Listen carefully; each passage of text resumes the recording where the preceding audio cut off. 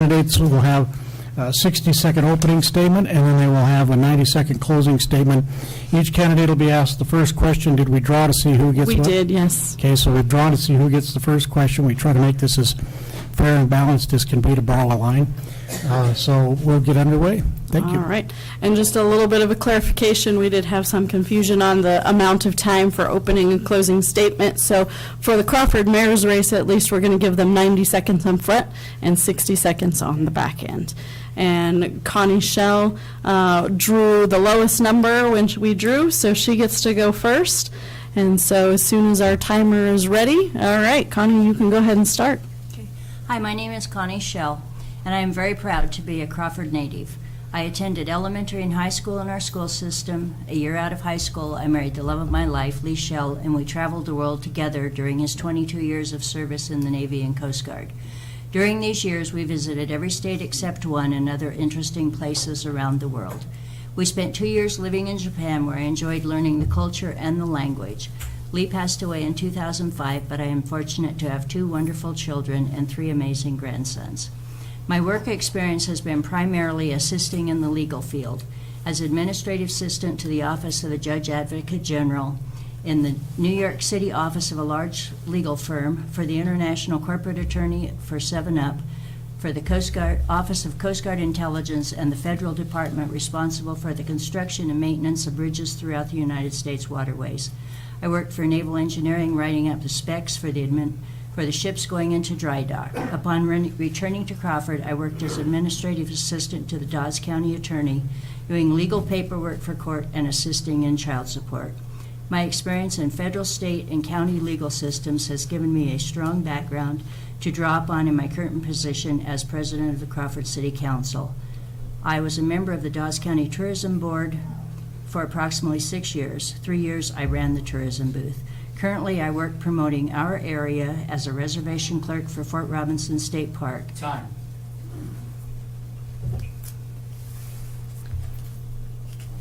All right. As soon as our timer resets, we are good to go. Mr. Nixon, you can go now.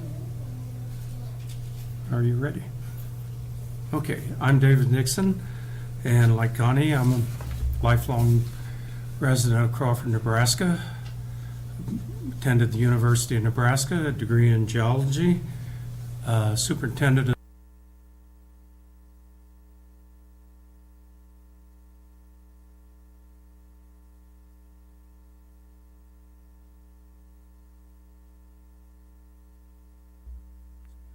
the U.S. Forest Service, Chadron State College.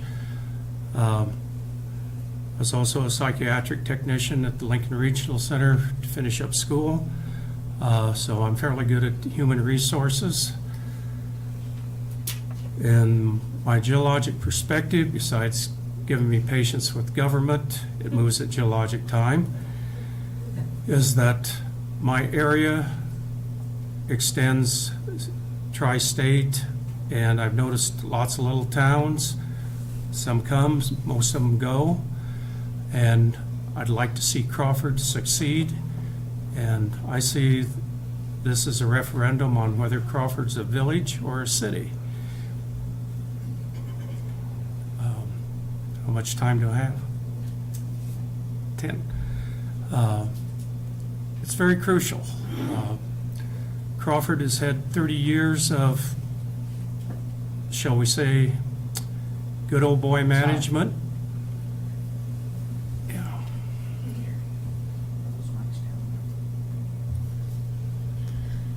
All right. You want to ask the first question? All right, we're moving on to the first question. So now I believe Dave will answer first. Yes. And then Connie. Yes. Okay. So Dave first. First question. According to a 2018 study, more than 41% of the city of Crawford is considered blighted or substandard. In your opinion, how should the city approach redevelopment in those areas? Well, what we've done is use the blight study, which you're citing, to designate it as a blighted area, qualifying us for TIF, and we've implemented the Community Revitalization Authority to implement the TIF, the tax incentive financing. That'll take care of some of the problem properties. There are approximately 200 properties that are vacant or not contributing in any significant manner to Crawford. We partially addressed that with the Ready to Serve, which is a fee to supplement our water system. We have a city that is built for approximately 2,300 people with 900 people supporting the infrastructure. So we need to revitalize downtown and our infrastructure. Close to the mic. Okay, Next time. next time. Or you can Bring the move. mic to you. Move your Or I mic. can move. Okay, Your mic will move. Connie won't bite me. Maybe. Maybe. There. That might help. Okay. Your turn, Connie. According to a 2018 study, more than 41% of the city of Crawford is considered blighted or substandard. In your opinion, how should the city approach redevelopment in those areas? Okay. Being on city council, as odd as it may seem, Dave and I agree on a lot of things.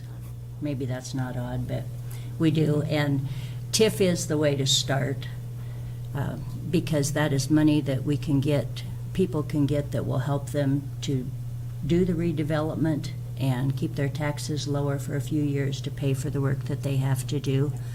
The study that we did, a lot of the people, that was their main concern, was the way the town looks. And we can get, I think if we listen to people and talk to people, they really want to help. And there's a lot of things we could do just in cleaning up ourselves with the help of the town.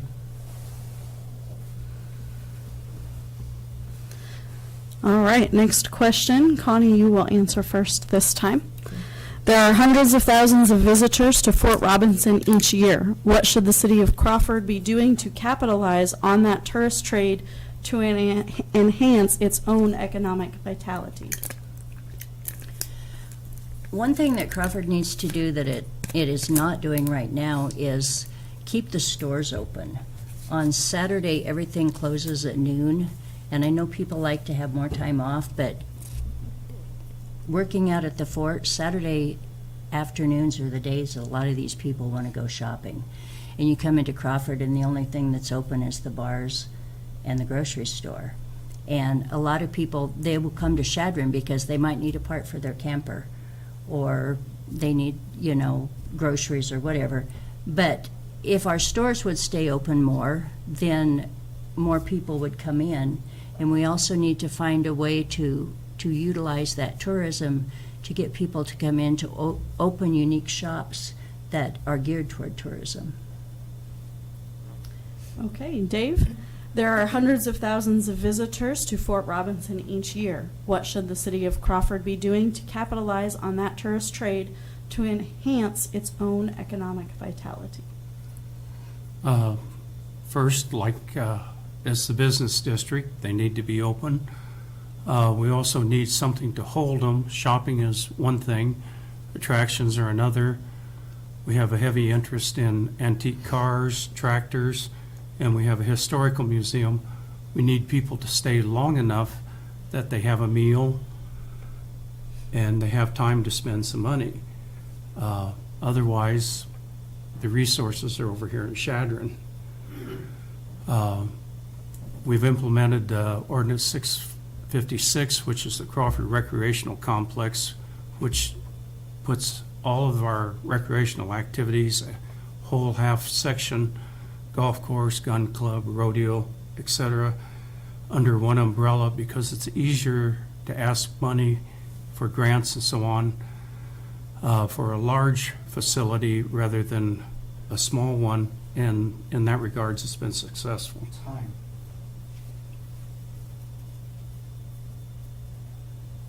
Okay, next question.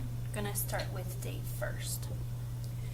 According to the city's 2017 comprehensive plan, 45% of the residents age 16 and older are not in the labor force. What steps should the city take to ensure that it will be able to meet labor force demands in the future? That coincides pretty much with our poverty rate. The mine only hires so many people. The city and the school are the next major employers. And for other workforce, we need better housing for our teachers, police force. Our unemployed, we absorb what we can. Some students for the swimming pool, 5, 6 people for the temporary help for the summer, and we hire in-house, as it were, for our street department and our clerks and so on. Okay, Connie. According to the city's 2017 comprehensive plan, 45% of the residents aged 16 and older are not in the labor force. What steps should the city take to ensure that it will be able to meet labor force demands in the future? We're going to have to find a way to bring business into Crawford. And before that can happen, the town's going to have to be cleaned up. We're going to have to get our infrastructure working good so that it can accommodate extra people. And at that point, I think if we get some businesses to come in, then we can keep the workforce in Crawford. Right now, it's like Dave said, we hire summer help and we have a few full-time employees. Most of the kids and the young adults for 3 to 4 months out of the year work at Fort Robinson. The mine is basically shut down, so it's not hiring, and teachers, you have to be qualified for that. You do get as many as possible, but I think we have to find a way to get business to come to Crawford. Okay, next question. Connie, you'll answer this one first. How should the city best address the problem of aging housing stock in the community? That's a serious problem.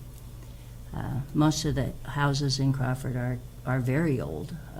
You have a few new builds, but most of them are from the early 1900s to mid-1900s. TIF is one way that can happen because it's a government loan that will help people to buy old property that needs fixed up and fix it up. Other from that, it's really a problem that I'm not sure how you do solve, but it's something that really needs work done. But Okay. Tonight I don't have an answer. All right. Dave, how should the city best address the problem of aging housing stock in the community? One proposal that's come forward is expanding the settlement, not the villa, but the settlement. Presently, they'd like to move into what is next to the swimming pool, the LSP Body Hale Park. No matter where the settlement would be located, presumably we'll be using TIF to do that, to create granny houses, if you were. The houses they move out of would then be available for workforce housing, our teachers and law enforcement and so on. But basically, we're going to have to go out and recruit developers that want to exploit the best view in Crawford, which is at the present the wrong side of the tracks, if you will. But it's the very best view in Crawford. Used to be the Butte View Hotel at the top, and that seems a wonderful name for a development. Okay, next question. Dave, you'll answer it first for us. What should the city be doing to prepare for the eventual cessation of operations at the Crow Butte uranium mine to help limit the economic impact of any such shutdown? Basically, we need to move faster than it, which we have the promise of with the proposal of the Post Playhouse occupying the old fire hall. It's a $2.7 million or $2 million project. it should revitalize downtown and help employment. And if we're active with TIF, then we have construction. It'd be an interesting next 4 years getting these things implemented, no matter who's there. It's going to be a lot of heavy lifting. Okay, Connie. What should the city be doing to prepare for the eventual cessation of operations at the Crow Butte uranium mine to help limit the economic impact of any such shutdown? Okay. Well, that one, it's pretty much like Dave said. We're working at getting the Post Playhouse to come and make an annex to the playhouse that's out at the fort into town. It's going to take a few years to get that up and going, but that's one thing we're really working on to get done. And selling a couple of the other buildings in town where businesses might want to come in. One of them does have a business that wants to come in there. We're losing a lot with the mine going, and with the price of uranium, it doesn't look like that's going to come back anytime real soon. So right now, it's like Dave said, there's a lot of heavy lifting, but our biggest hope at the moment is to get the Post Playhouse into town. Okay, Connie, you will answer this next question first.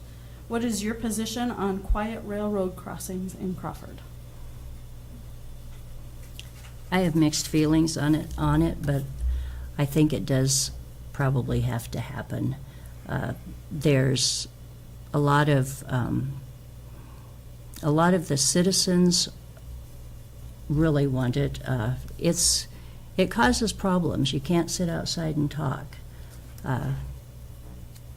But not only that, it's the decibels that the train is at right now. You need to be down in the 90 range where it doesn't cause damage to people's hearing and stuff.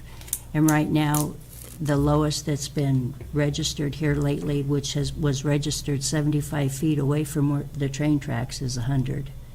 And so you have to look at people's health too. So I think it's something, it's going to take a while to do, but it's something that's probably going to happen. Okay, Dave, what is your position on quiet railroad crossings in Crawford? Obviously, I'm for it. It's turned out to be a hot potato as far as politically. The parties involved see it as winning or losing. We need a solution. My vision of it is the model would be the way Lusk did their silent crossings. We have the parties at the table, but we need to call another meeting and actually have the discussion.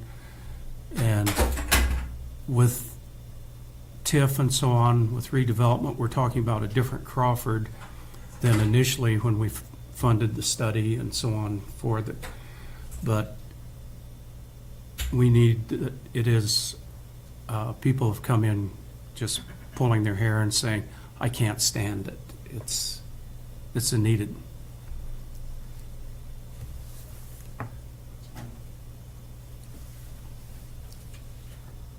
Okay, question for you first, Dave. What do you see as the future of Legend Butte's golf course? There's another hot potato for you.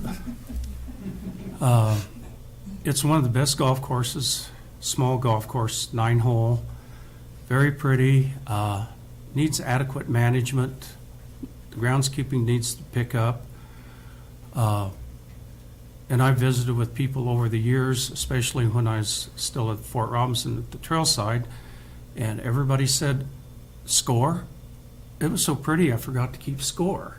So it's a resource that we can't lose. It's a status symbol, but we do have to get the finances in control and some responsibility on the course. Yeah, it's a work in progress. Okay, Connie, what do you see as the future of Legend Butte's golf course? It's something we have to keep. There's too many people that use it, and I mean, even it's not so much the numbers, it's like Dave said, it's a beautiful course. It was rated a few years ago as the #1 course in Nebraska for a 9-hole course. The biggest problem is management, and I think we're starting to get a hold on that. Spending has been always a serious problem, and that is way down. We're getting a better hold on that. And I think if we can work closely with the golf board, get the management where we need it, it's a great asset for Crawford. Okay, Connie, you'll answer first this time. What do you think about the ready-to-serve water rates? That's another hot potato in Crawford. It's something we have to have because, it's like Dave said, when everything was put together, it was for like 2,300 people, and now we have 900, and they're footing the bill for all the infrastructure in Crawford, which is from the early 1900s, and a lot of it is crumbling and has to be replaced, and everyone in town needs to pay their fair share to do this. They all use the water, and even if they don't have water on their property at this exact second, they have access to it. And if they would have a fire, whether it be a grass fire or a structure fire, they're going to want water there to put it out. And it's only fair that everyone in town helps keep the town going. Okay, Dave, what do you think about the ready-to-serve water rates? What do I think about the rate? My initial look at it was we could do it if we had total compliance on 200 properties, $18 to $25. Long story short, the council decided $42 was reasonable. A lot of the citizens decided it wasn't. So the water rate is too high. We hit a stumbling block in definitions. My position was same price per lot for everybody. The council's position was the more property you own, the less you pay proportionally. And we never hit a compromise, so we live with the first go-through, which is at the 45. Compliance rate is about 68%. So it's not unreasonable, but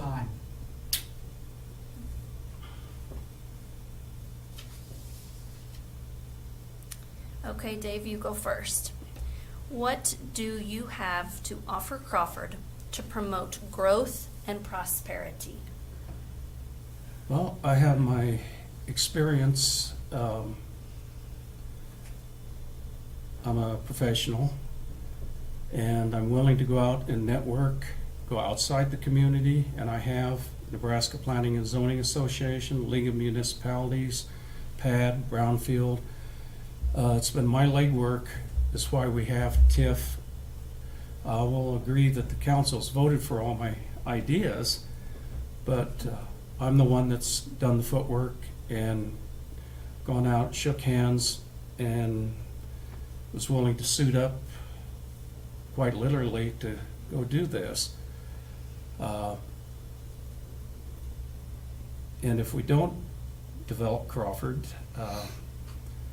we could look just like Marsland or Ardmore or a few other places. We have some businesses coming in and prospects are good, but we need to work on them. Connie, what do you have to offer Crawford to promote growth and prosperity? That's a hard one for me because I have trouble talking about myself. But I'll be honest, I don't feel I have as much to offer as Dave does because Dave, he gets out, he's done a lot of this stuff. But I feel that I'm a good listener. I can listen to the people, I can work with people, and I'm willing to learn. So I'll just leave it at that.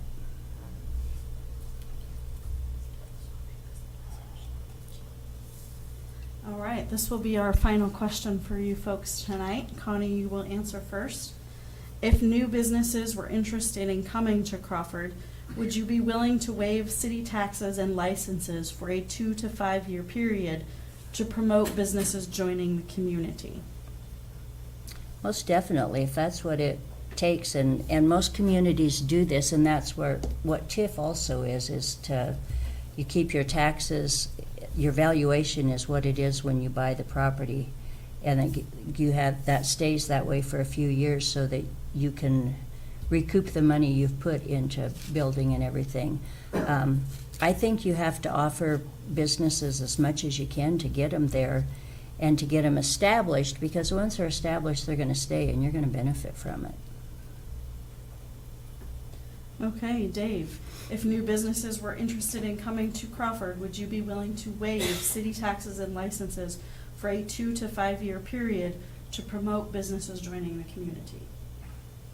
Actually, if we had city property that they wanted, they could homestead it Give for it 5 to years them. and it'd be theirs. The answer is yes.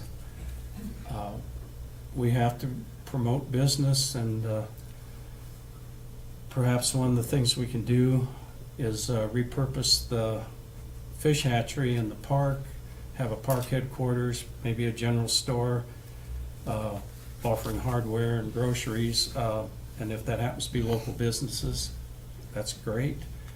But we need some reason to keep people in Crawford long enough to enjoy it, go home and tell their friends that, hey, it was the best place I ever camped. People are friendly. And we do have that with our hunting population that comes in every fall. They enjoy the heck out of us. All right, with that being the last question, we are going to move on to closing comments. And you will have 60 seconds, since we're doing it opposite for you both. And I believe Dave is starting. So Dave, you are up for closing comments. You have 60 seconds. Okay, same reason that I feel I'm a fit, being local, and also having worked in the urban environment, bureaucracies, etc. And I've put enough work into this, I can't quit now. The TIF, that took 4 years to get here, and I assume it'll take 4 years to see us breaking ground and construction happening.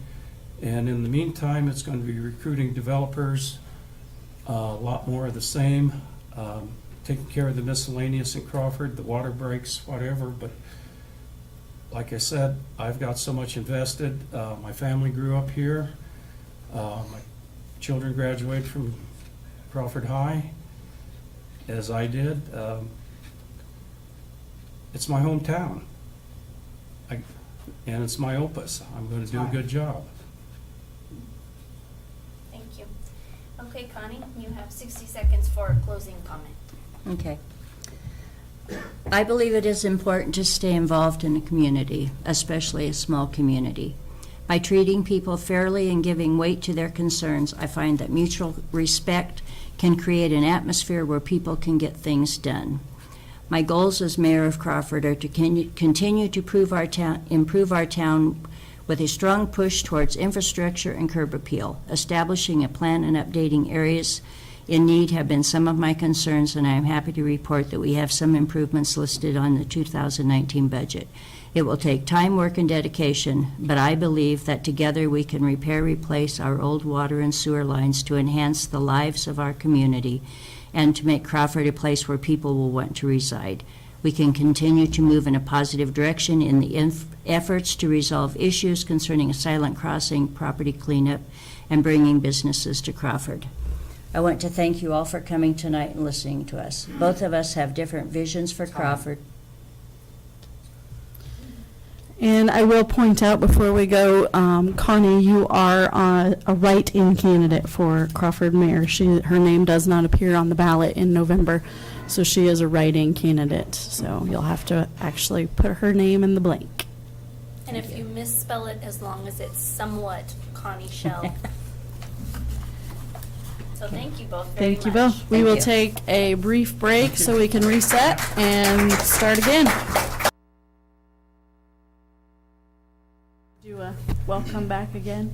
We can No? do a welcome back Okay, again. we'll do He a looks so welcome back. comfortable He back does there. look comfortable back there. I think, for those of you who are here, my husband ran to get the veggie tray that we promptly forgot. For those of you who maybe wanted some veggies to go along with your cookies and your tea. So feel free to visit the back. Not right now. No, you're going to want to hold on for all of this. We're going to have to do it on the next break now. It just showed. And it just showed up. We can see him walking in the door, so. All right, well, we are ready to start with our Chadron City Council race. We have 3 of our candidates with us tonight, Cheryl Welch, Mark Werner, and Miles Bannon. There is a 4th candidate on the ballot, AJ Bassett. We have reached out to her multiple times via phone and email and have received no response for attendance here tonight or to fill out Q&As for the Chadron Record. So And we actually have possibly heard that she maybe is not even residing in the area any longer. That's not substantiated, but we have heard that, so. These are the 3 that are joining us tonight, so we will dive right in with our opening statements. Cheryl, you are up first. All right. Thank you. Good evening. My name is Cheryl Welch. My family and I have lived in Chadron for nearly 18 years. We moved here so that I could return to college and become a teacher. We never expected to stay, but we did. My husband and I bought our first home in Chadron. We raised 2 daughters here. I've been involved with community and school groups. I've built strong relationships, and we have put down roots. I've decided to run for city council because I believe it is my responsibility as a citizen to be a more active part of our democracy. I've never held an elected position in government, but I respect those who have. I hope to be part of a strong city council which works together to create opportunities and increase the well-being of all Chadronites. I'm a capable leader, I'm a good team builder, and I care deeply about this town and the people who live here. Thank you. All right, as soon as our timer resets here. Good. All right, Mark. First off, I'd like to thank Chadron Record and KCSR, as always. Y'all do a good job. The other thing is, thank the candidates. There's nothing easy about being up here and facing y'all. It's nerve-wracking. And of course, we look out there, we see city staff, and we see professors, retired professors, ministers, and just great people. That's what makes Chadron special. I'm retired commander in the Naval Reserve. I had 27 years of federal service. I was a professional strategic planner. So my time frame's a little different than most people. My background's different. It's not better, it's just different. I'd like to be able to apply what I've learned in the past 4 years and maybe build a Chadron that's someplace that my 10 and 8-year-old daughters would like to live in the future. Thank you. Okay, and as soon as our timer is reset, which it looks like he's good to go, Miles, you are up. All right, my name is Miles Bannon. Good evening, everyone. Thank you for being here. And again, thanks to KCSR, KBPY, Chadron.com, and the Chadron Record for hosting this forum. This is a great opportunity to get to know candidates and a great opportunity for us to introduce ourselves to those who don't already know us, aren't familiar with us. I ran for city council 4 years ago, before we had the aquatic center. A little bit closer to the mic, I'm sorry. But Sure. I have hard of hearing. Yeah, sure It's thing. all spoken a little closer to the mic. We had no aquatic center 4 years ago, and that was one of the things that I ran on. That was very important to me. We've gotten a lot of work done. We've made a lot of plans, hired a new city manager in the last 4 years, and I'm running again because I want to continue that work. I think that we've done important work. I think we've done good things for the citizens of Chadron, and I'm excited to continue that work with whoever is elected to the Chadron City Council in November. I ask for your vote because I have a vision, a long-term view of Chadron, and I hope to continue that work with my fellow council members. All right, we're going to jump into questions with Mark answering the first question first. The softball How do you one. like all those firsts and firsts? I don't see softball on here, sorry. Please address the 13% cut to the city's budget and how that will impact services within the city of Chadron, such as street repair and upgrades, other infrastructure needs, and community policing. The Policing, sorry. community, the 13% cut is mostly gonna, was mostly taken out of capital spending. So the street spending will go up just slightly. The spending on public services as far as the salaries is essentially flat. And the infrastructure is actually going to grow. 'Cause we are put a lot of more money into our infrastructure, such as the sewers and the water system. So for services, it's going to be about the same. The people that are taking it a little bit in the shorts is the staff, who won't be getting a raise this year, except for a very select few. Services will remain the same. Infrastructure will get better. Okay, as soon as our timer is ready. Our next person up is Miles. Please address the 13% cut to the city's budget and how that will impact services within the city of Chadron, such as street repair and upgrades, other infrastructure needs, and community policing.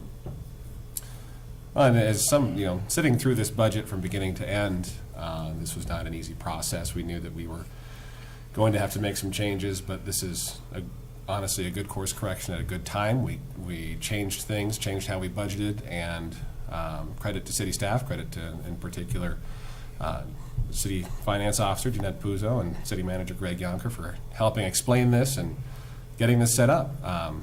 Again, Mark is right. This is not a cut to city services. There are no cuts to community policing. We are continuing our plans to spend money on infrastructure, to replace water mains, especially because, as was shown in our water system master plan, there's some real deficiencies, some real needs that we need to anticipate and grow towards.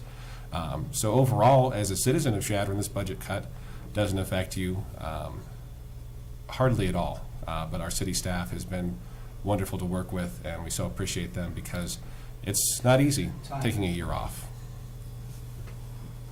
Okay, Cheryl, once our timer is ready.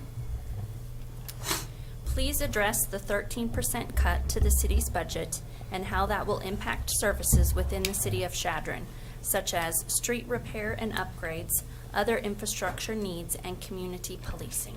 All right, thank you. Well, I think what I'd like to start by saying is that I appreciate the efforts that our city council and our city manager have put into the budgeting process. I know it's very complicated.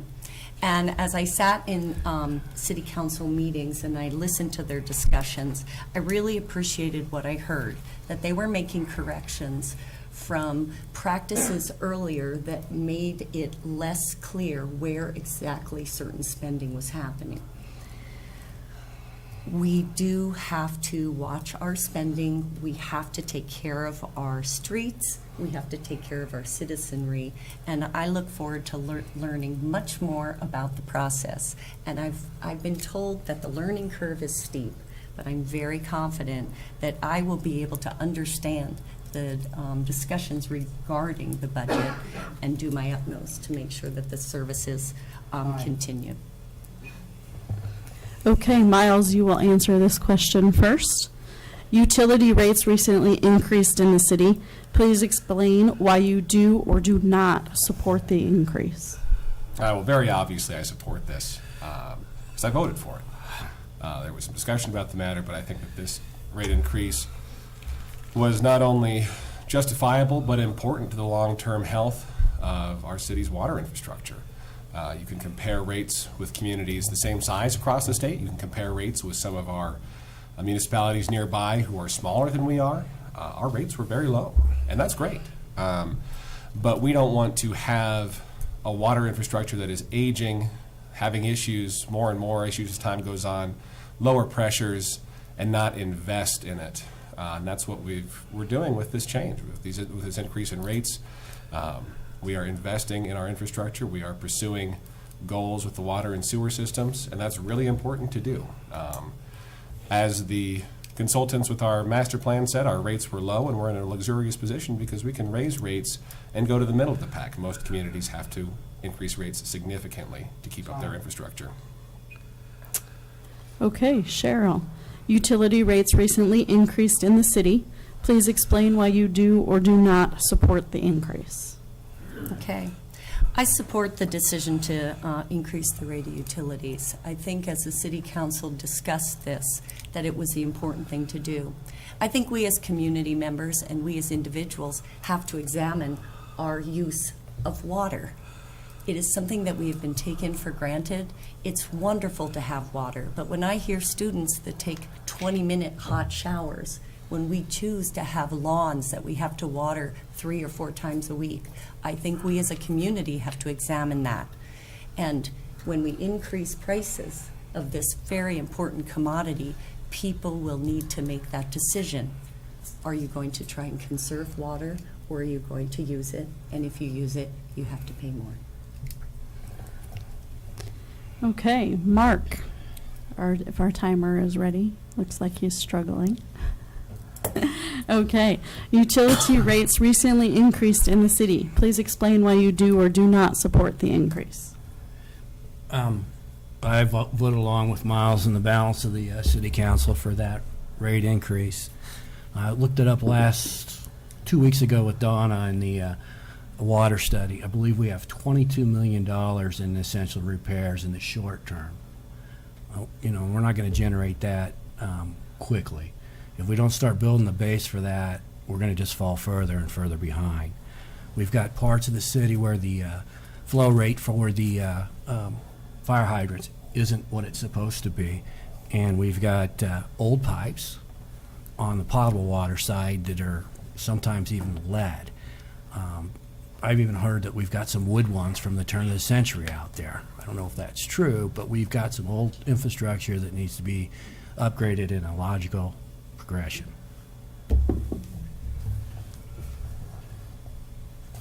All right, time for the next question. We will start with Cheryl first this time. What is your philosophy on the city's responsibility to provide recreational, cultural, or educational settings for visitors and residents, such as libraries, parks, swimming pool, etc.? My opinion is that that's a crucial role for the city and the city council. For a vibrant community, we have to offer activities for people to do. We have to have cultural activities. We have to have intellectually stimulating activities, and we have to have healthful activities for people to pursue. So I think that as a member of City Council, I will be very supportive of any of these things that would bring in not only outsiders, but also people who live here. If we have a high quality of life here in Chadron, people will want to stay, and people will want to move here. And to me, that's important. Okay, Mark, you're up next. If we're ready. What is your philosophy on the city's responsibility to provide recreational, cultural, or educational settings for visitors and residents, such as libraries, parks, swimming pool, etc.? I think you got to start off by recognizing some of the advantages that many communities don't have. We have Chadron State College that provides all sorts of wonderful entertainment, whether it's football, whether it's plays, music. They're also community members who give back with their kids and help my kids learn. If you think about all the volunteers that coach, it's just incredible how much time and effort people put into that. If you look at where we also subsidize or help provide these opportunities, we support the golf course, we support the airport, and bringing more people in. And also in the future, we're going to be building the downtown gathering space and the library plans for the future look just fantastic. All right, Miles, once we get the go-ahead. What is your philosophy on the city's responsibility to provide recreational, cultural, or educational settings for visitors and residents, such as libraries, parks, swimming pool, etc.?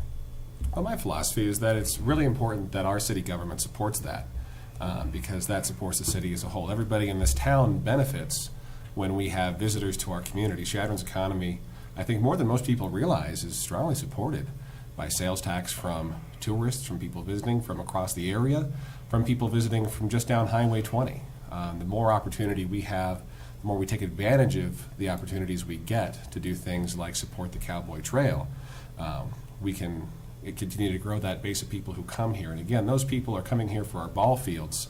Those people are coming here for all sorts of summer events, for music, for all of the kind of things that people now expect when they're looking at a community. And I'm, a young father raising 2 young boys, and a family like mine, when we're looking at somewhere to live, people aren't just looking at, can I get a house, can I get a job? They have a lot of choice. People are very mobile, and having the natural opportunities we do is great. We got to support that. Okay, we'll start this next question with you, Mark. How should the city approach hiring its next fixed-base operator at the airport? Specifically, what should the priorities be?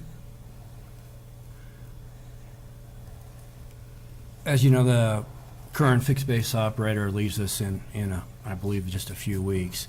We've been worried that we're going to have to do this for a long time. The city manager has already said that he's consulting with the airport advisory board to look at what the plane owners want to do. We know infrastructure-wise what we need to do to improve the airport more. We'll be building a hangar over the course of this winter through the spring, which will really improve the maintenance for the airport. And we're also blessed to have people, I believe, locally who might be able to step up and provide the leadership for the fixed base operations. Okay, Miles, you are up next. How should the city approach hiring its next fixed base operator at the airport? Specifically, what should the priorities be? The city should approach it by consulting with the airport advisory board, as we're doing, setting out a request for proposals to see who's interested, who's available, who would come to Chadron, or who locally is available to do it, and comparing the available proposals. Again, this is something that is very important to have. Our airport is very important to our community. Again, visitors and tourism come to us through our airport, and I think that it's important to have a fixed base operator. But the process, our individual priorities as city council members don't really have a lot of bearing on that decision. We're looking at proposals as opposed to having a kind of a whimsical discussion about what we would and wouldn't want from a fixed base operator. Somebody who pays the bills on time would be great, and beyond that, we're just looking at proposals. All right, Cheryl. How should the city approach hiring its next fixed-base operator at the airport? Specifically, what should its priorities be? From my perspective, the next fixed-base operator has got to be an individual who pays their bills. When I was sitting in the city council meeting, my understanding was this individual was not paying their bills. So, for one, that's important. As we can all attest to, that presence of the airport is vital, I think, to our community. I think we have to keep the facilities in very good condition. We have to work cooperatively with those who have the expertise, and we have to seek out references, resources that we as a community can find and the committee members will send forward. So that's my response. All right. Next question. Miles, you will go first. In Ready. your opinion, how should the city be addressing weed and sidewalk nuisance issues? For example, should it be complaint-driven or done by regular enforcement by city personnel? So I just got back from a conference discussing nuisance properties, got to discuss, I should say one session as part of a larger conference discussing nuisance properties, got a chance to speak with other municipalities about what they do, how they operate, what they do with their nuisance properties, anything from weeds all the way up to homes that are unlivable, homes that are falling in have to be condemned. And everybody goes on a complaint basis. Very few municipalities out there have a person who goes out and enforces the code in that active and directive a manner. Right now, we have a problem resolution team to hear complaints against International Property Maintenance Code violations, and they investigate those complaints and seek remediation. I think the city could do a better job of making it easy to file a complaint, making it more known what the process is, make it known that it's anonymous, that you're able to do it. But if there's somebody who's concerned about it, the solution is file a complaint. All right, we'll come to Cheryl next. In your opinion, how should the city be addressing weed and sidewalk nuisance issues? For example, should it be complaint-driven or done by regular enforcement by city personnel? I'm a walker, and I can tell you that the sidewalks are not in good condition. I think it's a health and safety problem. So from my perspective, I think that we as a city should have a regular enforcement. I understand that it might be an anonymous process, but I think we can all look around our community and people are very respectful and kind, and complaining about their neighbor is not something people are comfortable doing. As an individual who's a teacher and I walk kids, I see kids walking to school in the streets. I don't think that that's safe, and I don't think that's appropriate. I think we as a city have to improve the quality of our sidewalks. And weeds, okay, we have to have clear outline parameters on what we define weeds and unsightly properties. But I think it should be regular enforcement by the city.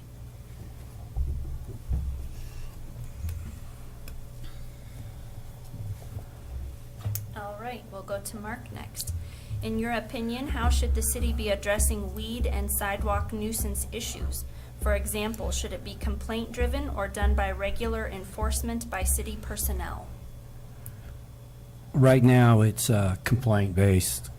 When I first moved here, we were just adopting the code, and some of the things that were said leads me to believe that we're not ready for anything but the complaint basis. I believe that we can be more aggressive in our PRT team if the council supports that.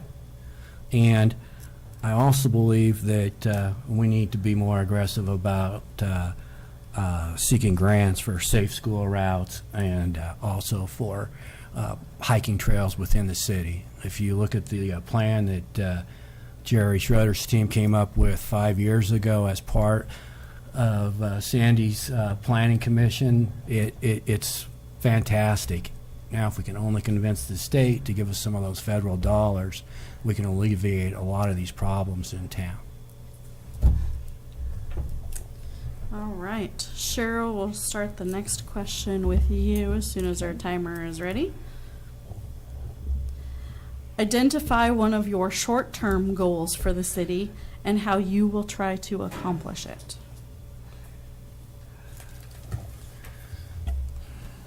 All right. One of my short-term goals for the city would be to move forward with the community solar array. I think it's very important that we as a community begin to take steps, which I know are happening now. I know that there is the committee that's been meeting with our city manager. I know that particular places, sites have been visited, but I think it's crucial that we move forward with that.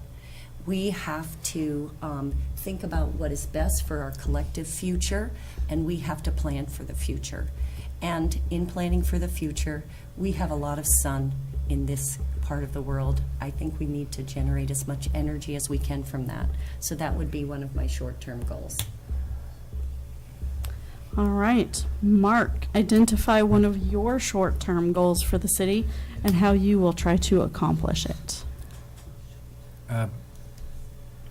Miles and I took the solar power brief last December, and I think both of us stepped up and got the ball moving, and you really got to thank guys that are on that community solar team that are educating everybody else.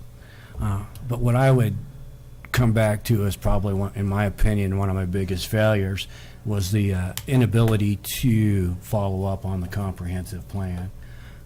We signed that February 4 years ago, and then we kind of put it on the back burner. I believe that the planning process is almost as important as the plan, and if we don't reintegrate into that plan, we're going to let things fall by the wayside. Solar was in that plan, but we didn't bring it up until an outside company came to us. So I would look forward to a much more proactive strategic planning process. Okay, Miles, identify one of your short-term goals for the city and how you will try to accomplish it. So I'm going to pull an item out of the comprehensive plan. That is, it's one of my short-term goals to pursue funding and construction at the downtown gathering space, Downtown Plaza. We have invested tremendously in our downtown, business facades, streets, stormwater infrastructure, and now we get to show it off. Through my work with Fur Trade Days, we moved a lot of our events downtown. We want to improve that and grow that over the coming years. I think it's really important to get people out, get them downtown, and having a place where you can have an event easily, making it easy to plan and host outdoor events, live music, all sorts of cultural events is essential to a thriving, active downtown. People coming downtown for entertainment will also stop in and do business. That's absolutely essential to the future of our downtown, and we have grant funding available we can pursue to get that done.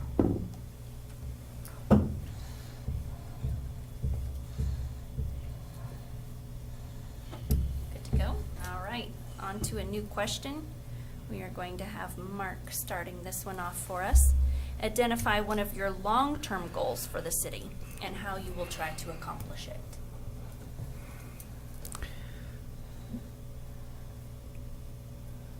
About 10 days ago, I sat in with a group of economic developers from across the state, and there was I'll call her a young lady from Plainview, who had talked about how they're trying to encourage their high school graduates to stick around. I think long-term, our development's going to be all based on our ability to get our educated sons and daughters to come home or never leave. And, we were lucky. We've got 2 Ivy League kids going. What do we have to offer to bring those back? On the flip side, what do we have to offer to make sure that we build our tradesmen here in town? We've got a lot of things that need to be fixed, and we need to rebuild our tradesmen here in town. Okay. Miles, identify one of your long-term goals for the city and how you will try to accomplish it.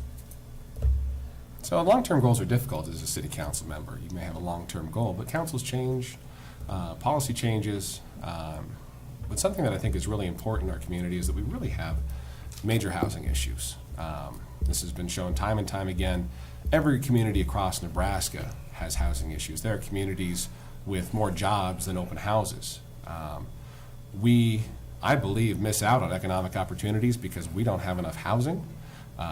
Those who are hired to come here into well-paying jobs, such as positions at Chadron State College, even VPs, they don't have nice available housing. Our housing stock is really out of date, and even those that are out of date, there's not that many. We need to find a way to work with local partners to build more workforce housing. We have a lot of options that we can pursue. We have a lot of friendships that we need to make and keep going to get that to happen. But once you build a house, that house is there for a very long time. That's one of my long-term goals, to help pursue that plan, that housing plan that we purchased. All right, and Cheryl, identify one of your long-term goals for the city and how you will try to accomplish it. Like Miles, I think one of my long-term goals would be concentrating on our housing needs for the city of Chadron. The study done in 2017 did say that we are in need of housing, and I think we need to examine what we have here in Chadron. For me, I think there are great possibilities in alternative housing. We do not necessarily have to build single-family housing because that's not what the largest group of renters is. Oftentimes, the renters are individuals. We can build small houses, sustainable houses. We have wonderful tradesmen in this area who could train young men and women to enter those trades. And I think collectively, if we worked with the educational system and we looked at land, I think we could creatively infill and build new housing options. All right, Miles, you will go next on this question. How will you, as a city council member, attempt to provide property tax relief? How will I, as a city council member, attempt to provide property tax relief? This is a complicated problem with a lot of knobs, and we don't get to turn very many of them. This is a question about services. If you want to have property tax relief, your property tax bill, a very minor portion of that comes from the city of Chadron. The city of Chadron is funded, we get way more from sales tax. We almost get more from our lease payment from NPPD than we do from property tax. If we increased property taxes to maximum, that would get us about 60 grand, if I remember right. We could eliminate property tax from the city of Chadron and eliminate city services, and it wouldn't have a very large portion of your in-city limits property tax bill going down. There's not a lot we can do within city limits, and it's not as big of a problem within city limits. This is just not something that is relevant to our position. Okay, Cheryl, you're next. How will you, as a city council member, attempt to provide property tax relief? I appreciate what you said, Miles, and I think everyone has to examine what do our taxes do. I'm a teacher, and when I talk to my students, the taxes that we pay to our government do pay for our roads, they pay for our schools, they pay for our policing, they pay for the military. And I think we all have to examine that. And when we call for relief, we want cut taxes, you have to cut the services. So if we're looking at the status quo, it really isn't an equation that balances out. If you want to cut taxes, you're going to have lower services, or at least some members of our society are going to have much lower services. As you said, maybe the city council does not have a lot of buttons to turn. But I think the taxation is an issue that we as the United States have to examine. Okay, and is our timer ready? All right. Mark, how will you as a city council member attempt to provide property tax relief? I guess I'm going to say that what we need to do is maintain the levy like we have for the past 4 years and grow the pie. We've been successful in getting several new businesses, and the only way we're going to ever reduce property tax is if we make Chadron a more attractive place, build more workforce housing, get more commercial businesses here so that we can change the ratio. Right now, it's roughly $1 million a year out of a $4.2 million general budget, and that proportion continues to go down. Our state legislators have never restored the funding that we once received in the 2008 timeframe from the last recession. So that's it.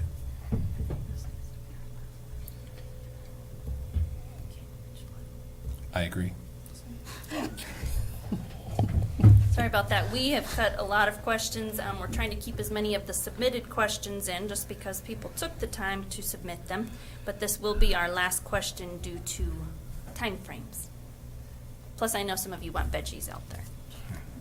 We're going to start with Cheryl first. Okay. Would you be in favor of the City of Chadron adopting an ordinance for obtaining possession of the abandoned real property, such as land and/or houses or trailers, and disposing of them? The state's position is that each city is responsible for adopting such an ordinance. I'm sorry, I'm going to have to ask you to reread that question for me, please. Okay, I can do that.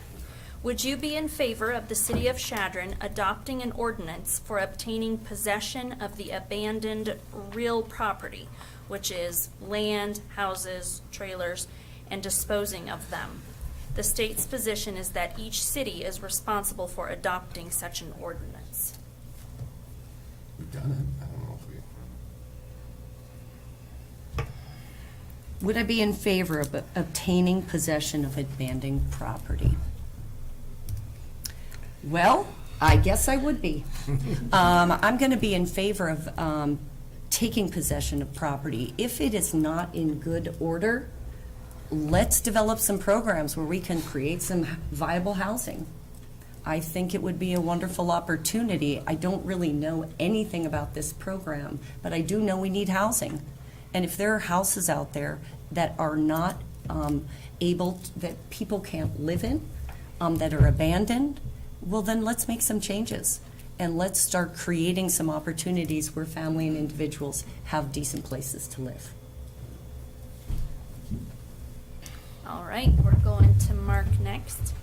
Would you be in favor of the City of Chadron adopting an ordinance for obtaining possession of the abandoned real property, such as land and/or houses or trailers, and disposing of them?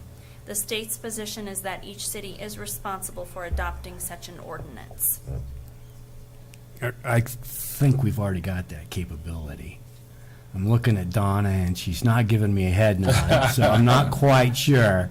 But I know that when we go through the PRT process, in the end, at some point, we can take possession of those houses. And we did take possession of a lot of, or at least 4 lots, when there was the big bankruptcy behind Ford. We've got, Janet went through, and I believe we have something like 42 buildable lots in the city. They're all scattered. Some of them have infrastructure, some of them don't. So we do have lots if we can convince somebody to start building. And the federal dollars to help in this effort are not what they once were, and they're mostly focused at the very low end of the process. And Don will tell you that I'm always bringing up tiny houses and different ways to skin this cat. All right.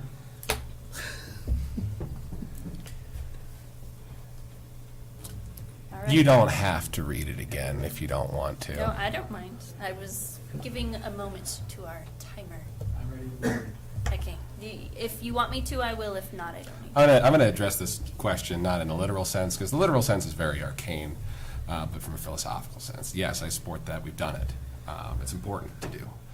When you have abandoned and nuisance properties, again, we just discussed this in a conference session, when you have local partners you can work with, like High Plains Community Development, this is a way to provide a pipeline to get abandoned properties into the hands of commercial developers who will do something, for nonprofits who will do something, to take properties that have a lot of entanglements, clean them up, and get them back out there. This is not a situation, obviously, where the commercial market is dealing with the problem.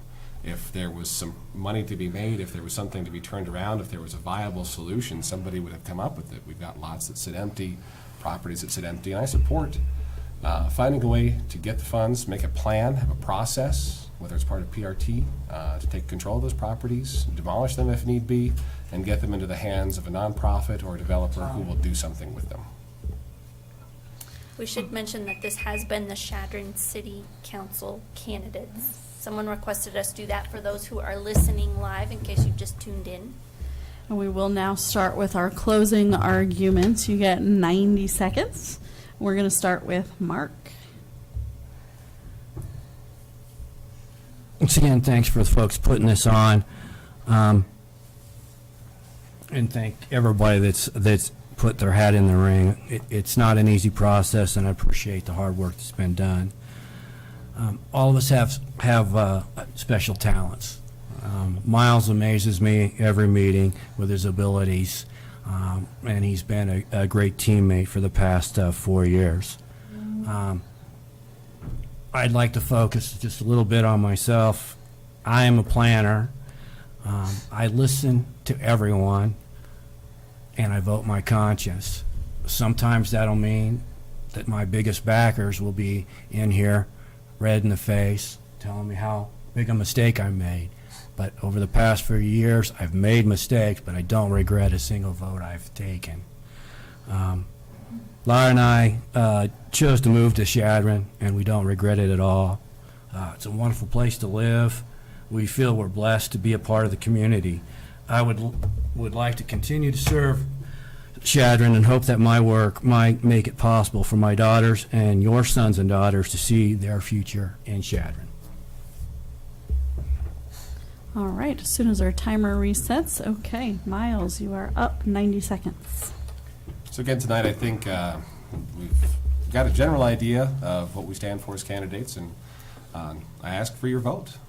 When you get your ballot in the mail, I ask you to vote for me. And I look forward to serving another 4 years if I am reelected. I think that there's a lot of opportunities we have. Again, we have a lot of positive momentum. I have so enjoyed my work with Mark and John, Keith and George over the last 2 years, and with the previous council before that.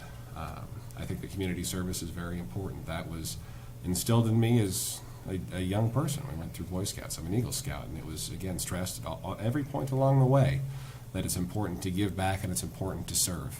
I've lived here for 30, almost 31 years, and I love living here. I love raising my boys here. I think it's a great place, and I want to see it realize its potential, and that means change. A lot of our most contentious issues over the last 4 years have been around change. Change isn't always right, but change is often necessary for us to continue to be a thriving community, to keep people here, to attract new residents, to renew our community. There's no such thing as staying the same. A community either grows or it withers. And we have plenty of examples of communities around our area, across the state, across this entire region, that have withered. And I think it's important that we don't become another one of those communities that's drying up while the residents stay and nobody else comes in.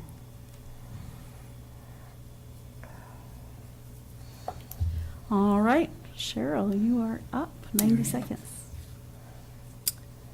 Thank you to all who've made time to organize, participate, and watch this forum. It's an excellent way for candidates to share their ideas and opinions with the voters. I might not have the experience of others, but I do have many important qualifications. I am intelligent and can learn quickly. I'll study the options. I will listen to my constituents. I will consider the pros and cons, and then make the difficult decisions. I will always vote for what I feel is best for our town and the people who live here. I'm financially literate and conservative. I don't like to spend money frivolously, but I am willing to spend funds on things that will improve the quality of our lives. I'm a teacher and mother, and I've dedicated my life to my family and my students, and I will dedicate my public service to your families. I care, and I will be diligent and thoughtful. But above all, I will be respectful and civil. Undoubtedly, I won't always agree with the other members of the council, but I will always listen, discuss, and ask questions cordially.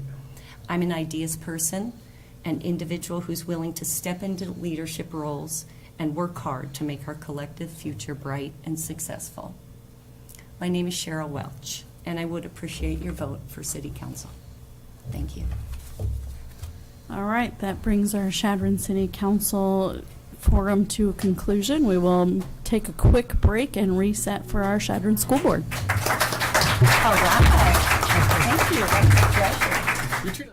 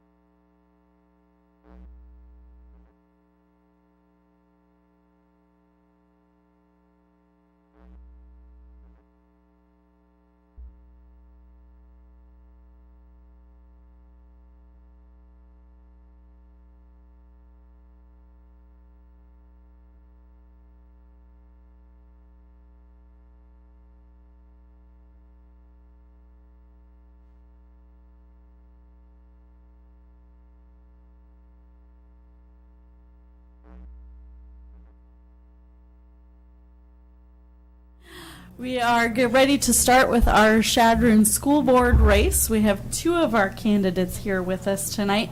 There are two others on the ballot.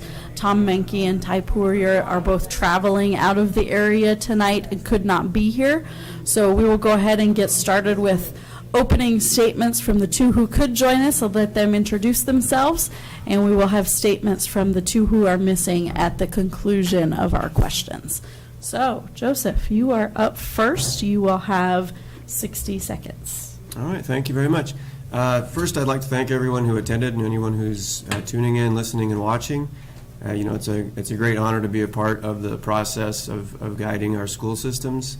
I grew up near the area, south of Gordon, Nebraska, went to high school in Gering, lived around here for quite a while, and then moved to South Dakota for about a little less than 20 years, and my family and I moved here in January of 2016.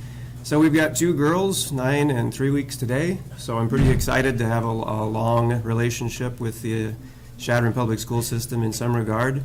And, I see it as I'm running for the privilege of being a part of the Chadron School System. I don't see it as running against anyone.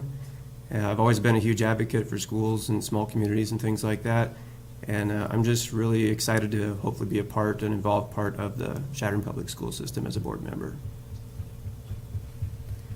All right, as soon as our timer resets, okay, Sandy, you can go ahead. You also have 60 seconds. Okay, thank you.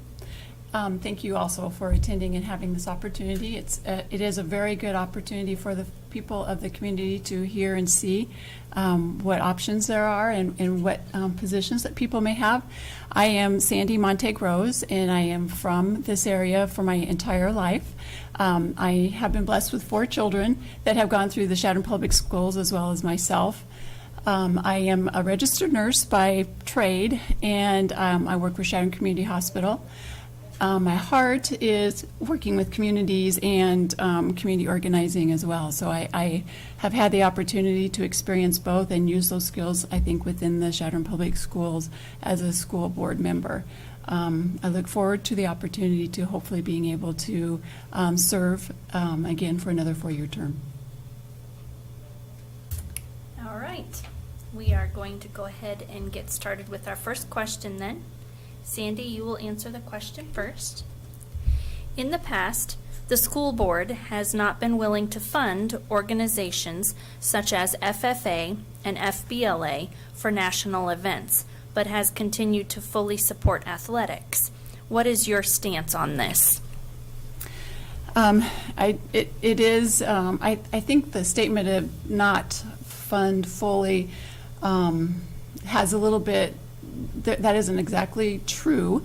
We have had opportunities for policy to be developed so that we could enhance opportunities for the youth to participate. Finances is a challenge, and I think that has been some of the issues for individuals being able to support fully our different areas. And athletics is one that does come to the top of people's minds just because it is a larger group, I think, of individuals. And it seems to have a lot more opportunity for publicity.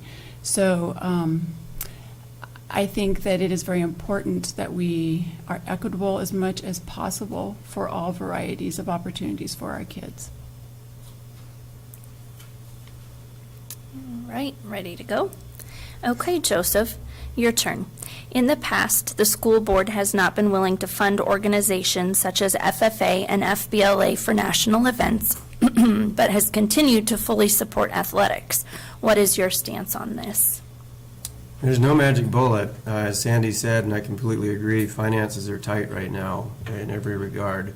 But on that same note, that doesn't excuse not supporting the students that are in those organizations and groups or have earned that right to represent Chadron in those ways. So I don't have a magic bullet because one of the things that I've been talking with Dr. Winchester and some board members about is the budget and how we can sustain the school. But at the same time, we need to be working to support every student and every organization that's recognized by the school system. I'm not sure how I would do that, but I'm aware of the problem, and I've been one of the people asking the questions as well. And it's questions like that that have motivated me to want to be more of a part of the group that makes those decisions. Undoubtedly, some of these decisions may not be popular, but we owe it to every student and every organization who's a part of the school system to give them an equal chance at their organizations. Okay, Joe, you'll answer this next question first. How should the school approach keeping quality teachers in times of ever-tightening budgets that allow little room for income growth? Right, and here we are again with the budgets. You know, if you've got good help, which Chadron Public Schools does, you need to do everything you can to retain them. Sometimes, you know, some little perks that might not be as big a hit financially as a salary increase can kind of help ease that. Ultimately, you've got to pay them what they're worth, and if you've got the best, you need to commensurate that with pay. And at the same time, here we are, you know, the common theme in any of these races is taxes, tax relief, budgets, shortcomings in budgets, and we all have that same question kind of looming over us, regardless if we're a citizen or an elected member. You know, we have to be listening to the groups that are working for whether that's the teachers or the staff, and finding out, you know, what is it that you want. You know, it's easy to think they might want something, and it could be something else that is very achievable. So open minds and good communication, and there again, moving forward. All right. Sandy, how should the school approach keeping quality teachers in times of ever-tightening budgets that allow little room for income growth? Joe was really spot on as far as working with individuals and listening and hearing. Salaries are something that are negotiated and are a little bit of a challenge, and you're pretty tightly monitored as far as how you can grow that. But having the opportunity to hear and then responding. Sometimes just hearing is not enough. We need to respond and somehow be able to accommodate some of the concerns that people have. It's not all about money. It's definitely maybe it's a process change, and providing transparency on what the real issues are, and then being part of the solution many times is very satisfying to people. Not being told what to do, but being a part of what we can do to improve really does make networks and collaboratives much stronger. I should remind everyone who's tuned in, or if you've just tuned in, we are talking with two of the candidates running for Chadron School Board, Sandy Rose, Joseph Jean-Drew. Glad that both of you are here with us. Okay, Sandy, you are up next for the next question. The school has several $1 million in facilities maintenance and repairs to do.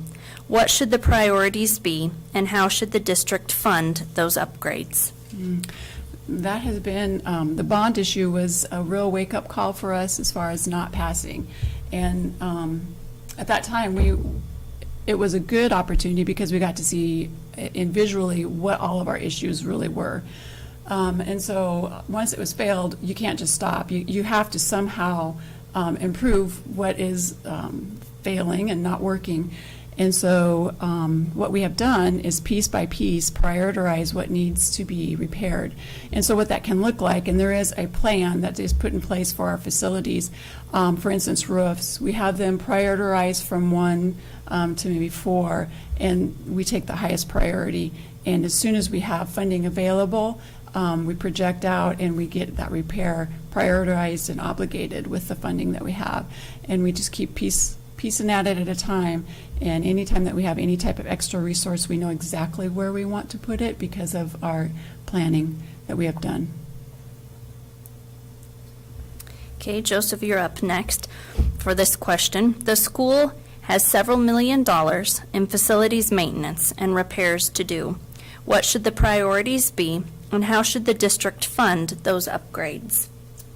Yeah, it doesn't matter if we're talking about a car or a building or a shirt. You're always going to have to maintain it and decide what to do with it to make it usable. You know, and it is. We've got a collection of old buildings, and with our old buildings, we have got 21st century demands. Right now, we don't have any choice but to maintain our buildings. Those are the buildings we've got. This is the budget we have. We're going to continue to keep the best buildings going that we can. But we need to have very open conversations about how we're going to address this in the future. The problem isn't going to go away, it's only going to get larger. You know, we're putting a lot of money into buildings that were, coming up on 100 years old, and that's only going to get older. So I'm not saying pull the plug today, but we need to be talking about the future, the quality of education for our community, the identity of our community as it's represented by our school systems, and continue to have the conversations about new facilities. All right, Joe, you will answer this question first. Identify one of your short-term goals for the school district and how you will try to accomplish it. I've got two personal short-term goals. One of them is fairly easily achievable. I want to wrap my head around the budget and how we secure funding from the state.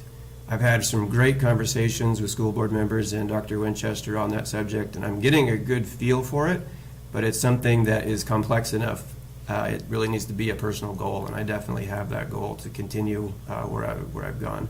And also, a short-term goal, if I were elected, is I see that as a very exciting goal, is that we're looking, the next elected board will be working through the process of hiring a new school superintendent. Dr. Winchester has talked about her retirement coming up, and that's something that's going to impact the school system for quite a long time. And we want to make sure we get the best person we can for the job to continue to, guide Chadron Public Schools. So, the budget is definitely interesting. That's kind of what whetted my appetite to get here.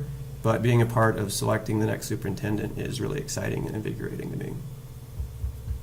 All right, as soon as my timer is ready. Okay.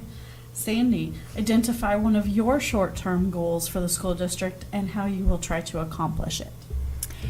A short-term goal that I think is one of the priorities that we as a district would want to look at is the collaborative work with the college as far as our aging facilities catch up with us, whether it's a track, whether it's a football field.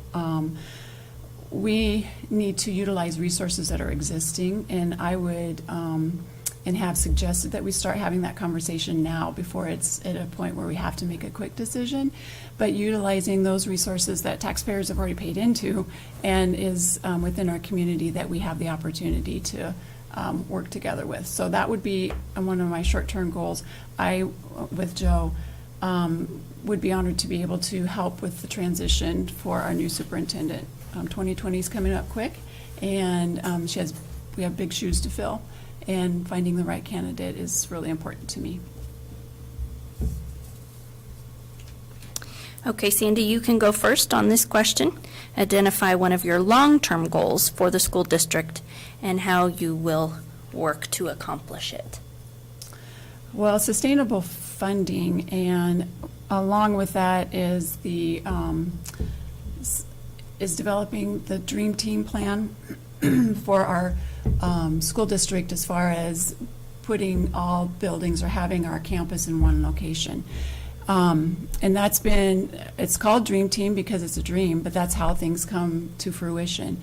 And so I think continuing the conversations, we have not stopped them. We continue to meet and discuss opportunities and fine-tuning on what we see the facility looking like.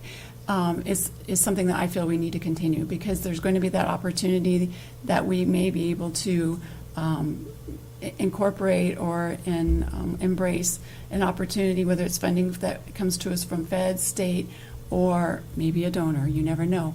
But we have to keep that in front of us to make sure that we're looking out for the longevity of our school system and its buildings. Good. Joseph, identify one of your long-term goals for the school district and how you will work to accomplish it. Yeah, I've got to piggyback right on there with Sandy with the dream team. I mean, the dream of having a new single-site facility is right now a dream, but it's also a motivator for me too to work towards having those conversations and making things happen so that we've got the communication and the transparency that it's well received by the community, because it's not going to be easy and it's a definitive long-term goal. Within that idealistic new facility, I'd like to see opportunities for some of the trades. I've got nieces and nephews that have attended, instead of a traditional high school, they had the option to be selected into a trade school, and it's incredible to see what they can do. You know, not everybody, I'm a perfect example. I went through the standard college prep classes. I would have been much better served to have had more trade programs available to me. And I'd like to see if we can work towards these dream team ideals, that we can also make some of the trades available to the kids through our curriculum. All right, Joe, you'll go first this time around. The school district has been consistently recognized as one of the best in the state. In your opinion, what is the school board's role in maintaining that reputation? To continue and always support the students, the teachers, the administrators, and the support staff that make the Chadron school system what it is. None of it's happening easily. I mean, the parents are involved, the teachers, excuse me, the teachers are, parents themselves, the administrators, the support system, they are all kind of, it takes a village. And it's really incredible to see and to continue to support them. Okay, Sandy. The school district has consistently been recognized as one of the best in the state. In your opinion, what is the school board's role in maintaining that reputation? Well, cliche, but I support what Joe also is saying as far as being supportive of the staff. I mean, that truly is what makes your school system, and supportive of your administration. That is your role and your leads, and they're also the facilitators of transparency.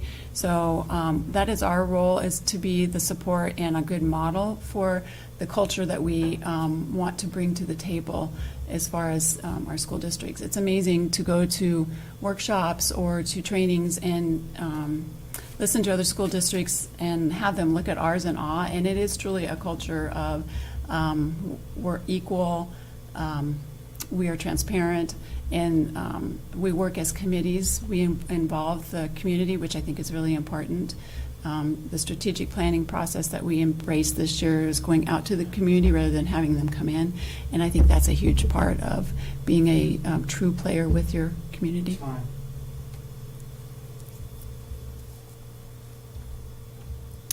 Okay, Joseph.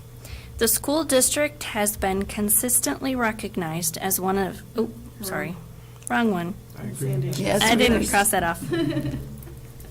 What time is it getting to be? I think it's getting late. Sandy, you're starting first on this one. Okay. What is your philosophy on sending staff members to trainings and conferences, specifically those that are out of state? I'm not for sure that it's specific to being out of state, but I feel that our staff need to be trained, and I feel that we need to be exposed to other opportunities. I feel that I had the chance to go with a group of our educators to a conference, and I learned more in the ride down to the conference than I have probably in 4 years of the school board, just because you're able to network and be in tight quarters with your peers to be able to even talk about improvements and what could be done differently or better. But on the other side of that is the networking that also happens at the conference itself. You have like-minded people there that you can gain a lot of knowledge from. So I am very supportive of the continuing education of our staff. Joseph, what is your philosophy on sending staff members to trainings and conferences, specifically those that are out of state? Regardless of where the training is located, if it's relevant to the position and it's necessary to have those continuing education credits or those new ideas or the awareness of the latest, greatest advancement in that field, then we've got to send our folks to those places. I mean, you can kind of see the way that these questions are organized, they're stair-stepping on each other about how are we going to continue our school system, how are we going to maintain our reputation, how are we going to continue the support. Well, we can't not educate our educators. They've got to go to these trainings, and if anyone has the idea that they are some type of a mini vacation, they have not attended one of these. They're exhausting, they're demanding, they're fatiguing. People put a lot of their heart and soul into these continuing education courses. And, occasionally, on the networking, you can also find out, cost-saving ideas. You can find out about grants. You can find out about technology that's available out there through these meetings. It is whole whole picture invaluable to send our folks to these trainings. Time out your time. You're getting a timeout for that. Great idea, I thought. Okay. So you'll go first this time. How can the district better communicate with its patrons?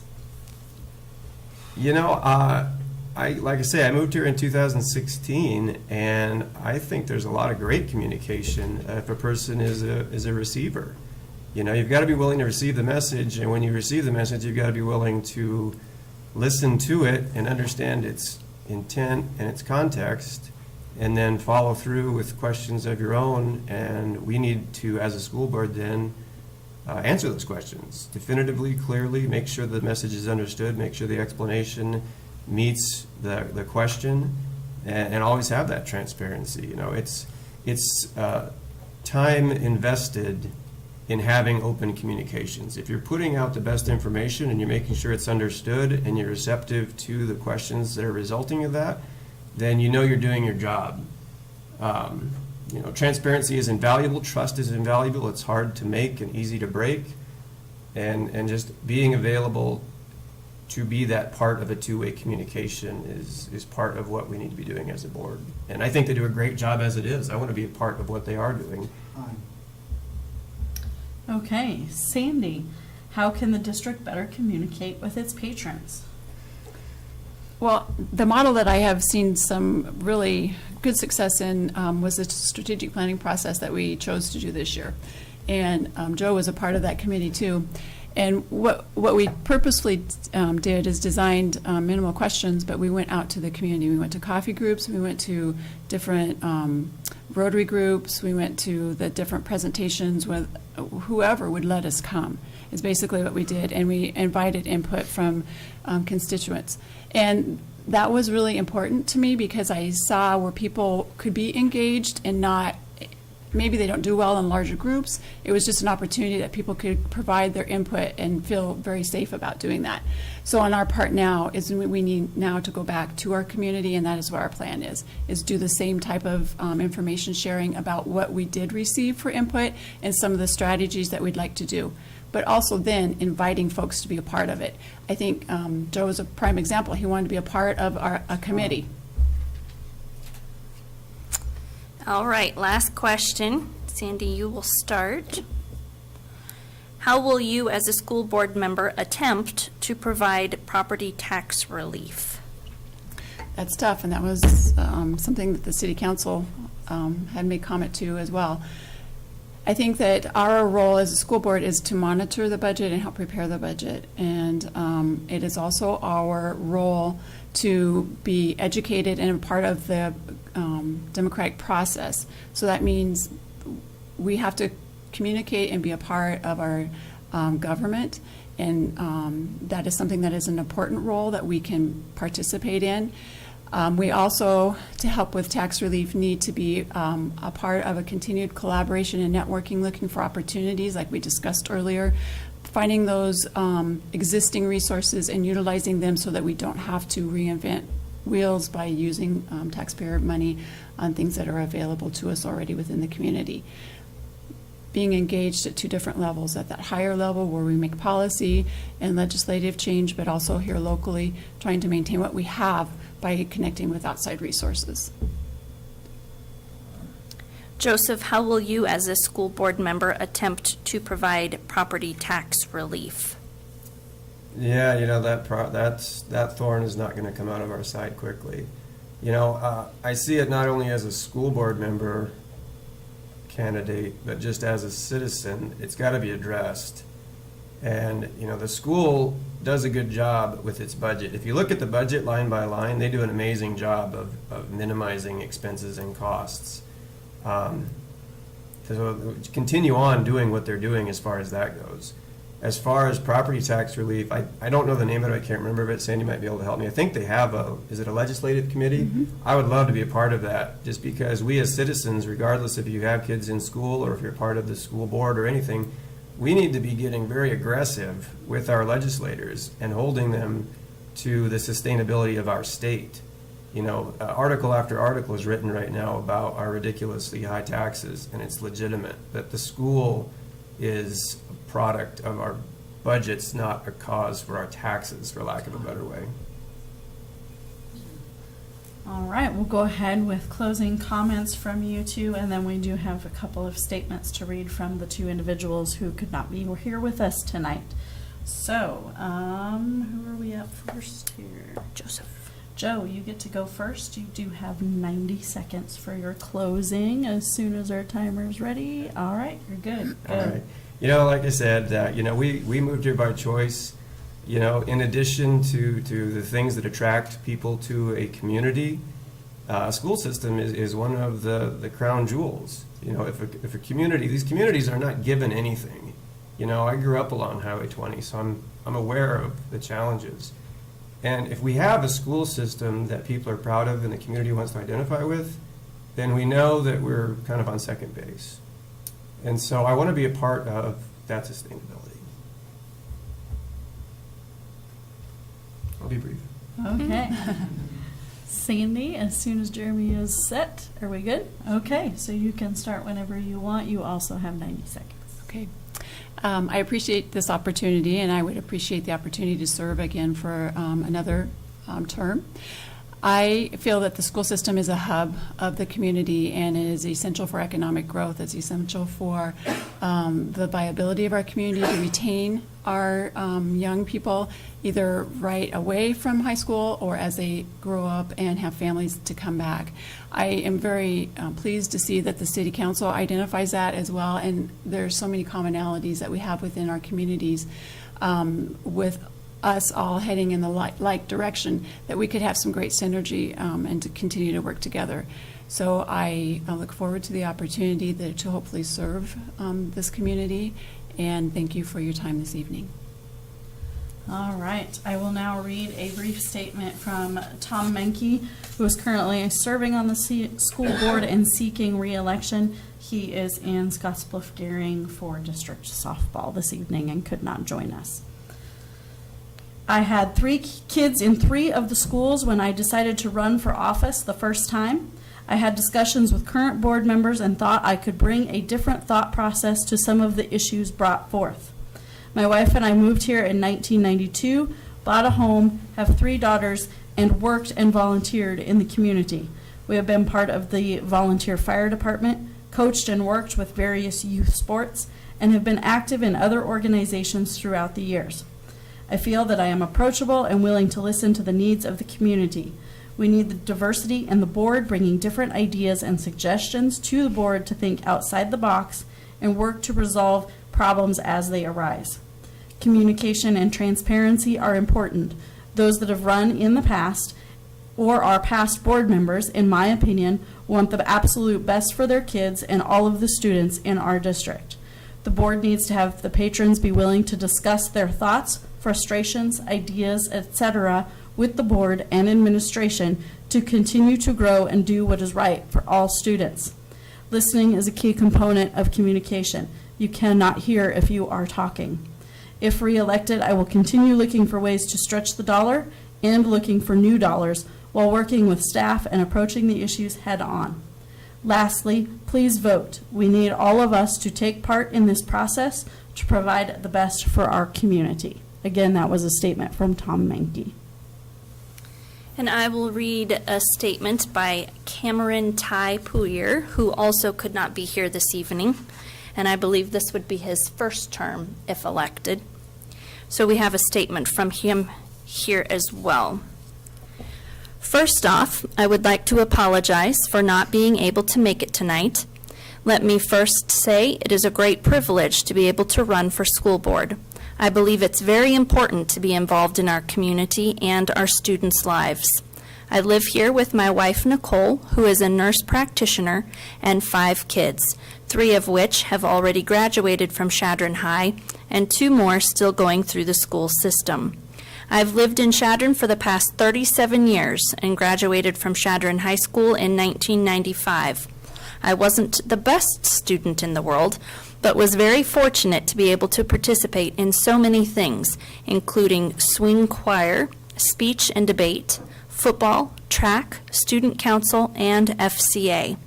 I have nothing but fond memories of my school days and made friends for a lifetime, including teachers. I know there are new challenges facing students and faculty in today's world. It's my intention to put the students and faculty first. Students and faculty are the backbone of the school system, and we need to listen to their wants and needs while maintaining our budget. I feel we have some of the best teachers and administration in the state. We need to listen and provide the tools to help them continue to be successful. I feel that I'm well qualified to sit on the school board and be a productive member. In years past, I have been on the Chadron Housing Authority Board of Directors, and I was on the Chamber Board for 7 years, serving as president for one of those years. I've also worked extensively on budgets. I would greatly appreciate your vote in this coming election. I'm willing to listen and talk with anyone, including parents, teachers, administrators, and students. Thank you, Ty Puyer. All right, and again, just as a reminder to everyone, for the first time this year, Dawes County will be voting completely by mail. The ballots will be mailed out from the Dawes County Clerk's office on October 15th, so you should be getting them here shortly this month. They will come in a large white envelope. When you fill out your ballot, you need to do so with a number 2 pencil or a black ink pen. Put it back in the brown envelope that comes with it, and then seal it and sign the bottom of that brown envelope.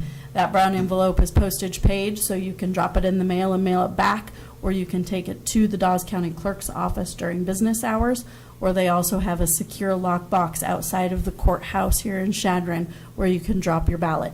They do have to be in by 7 p.m. on November 6th when polls close.